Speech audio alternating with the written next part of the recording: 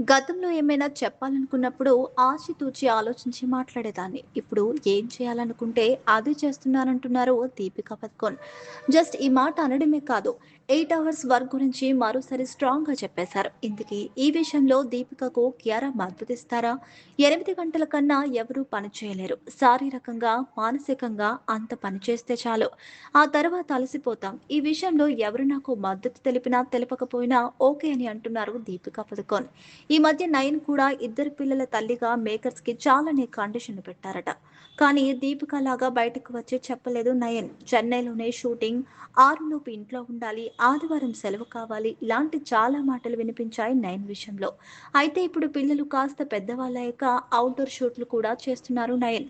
ఆలియా అన్నిటిని బ్యాలెన్స్ చేసుకుని షూట్ చేస్తున్నారు. మరి కియారా ఏం చేస్తారు? దీపికని ఫాలో అవుతారా? లేకుంటే గుట్టుగా తన మేకర్స్‌కి సర్ది చెప్పుకుంటారా? మిసెస్ కియారా ఈ ఇష్యూని ఎలా హ్యాండిల్ చేస్తారో చూడాలనుకుంటుంది గ్లామర్ ఇండస్ట్రీ.